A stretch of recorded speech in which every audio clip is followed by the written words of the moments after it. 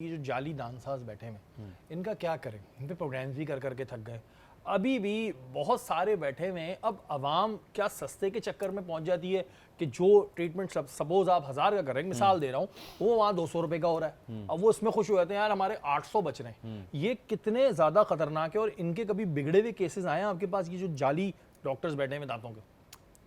एक तो बिगड़े हुए केसेस तो वो छोड़ दें शहरी भाई, जब वो आके उन डॉक्टरों के नाम के साथ, उन सो कॉल्ड डॉक्टरों के नाम के साथ जब वो आके डॉक्टर बताते हैं कि फ़लाँ डॉक्टर ने मारा, तो मुझे तो पहले हज़म करने में मुश्किल होती है। आग लग जाती है, हज़म क्या आग लग अच्छा, जाती अब है। यह है कि किसी का एक वो सेंटिमेंटल पॉइंट भी होता है ना, हमारा पाकिस्तानी है, ऊपर से मुसलमान है सारे, कि यार किसी का रिस्क चल रहा है, आप समझ रहे हैं मेरी बात। लेकिन फिर उतना ही गुस्सा भी आता है, क्योंकि वो जो किताबें हाँ वो जो किताबें हम पढ़ कर आए हैं, तो फिर मेरी कोशिश ये होती है कि मैं उनको इस तरीके से अवेयर करूं कि देखें क्या आप उस क्लिनिक के अंदर जाके आपने ये डिग्री देखी थी, क्या वही डिग्री वाला बंदा अंदर बैठा हुआ था, क्या इस किस्म के स्टरलाइजेशन प्रोटोकॉल्स फॉलो किए जा रहे थे, क्या आपने 4 सवाल उससे पूछे थे कि आप जो सामान यूज़ कर रहे हैं वो कौन से प्रेशर कुकर से साफ़ होकर आया है, या उसके पास प्रॉपर ऑटोक्लेव बी क्लास है, तो गर्म पानी में डाल के कहते हैं एग्जैक्टली, या फिर आपने कोई दांतों से रिलेटेड कोई सवाल पूछ लिए,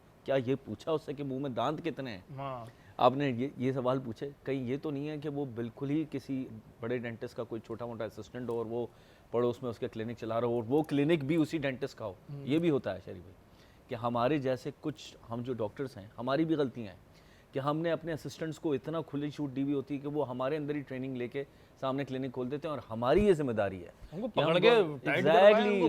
नहीं, यहाँ तक शहरी भाई हम अपना सर्टिफिकेट तक दे देते हैं। मैं कुछ ऐसे डेंटिस्ट को जानता हूँ जिन्होंने अपने सर्टिफिकेट्स पे असिस्टेंट्स को क्लिनिक खुलवाया, तो उसमें कमीशन रखते हैं ना, कमीशन अब ये उनके बीच में और खुदा के बीच में, लेकिन ये तो जिंदगी के साथ खेलना है।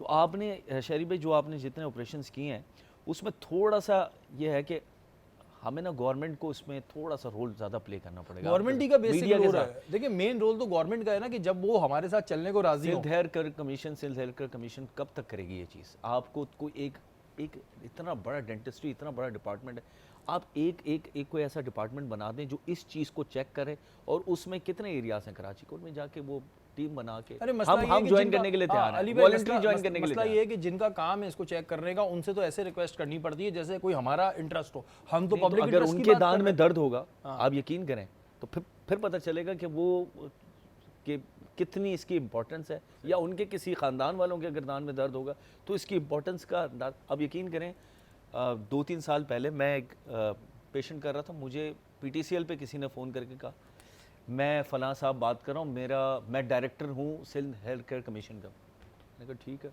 हम लोग सर्टिफिकेट देते हैं क्लिनिक्स पे। मैंने कहा शुक्र है अल्लाह का, 4 साल हो गए मेरे यहाँ क्लिनिक खोले हुए, आप लोग जाग गए।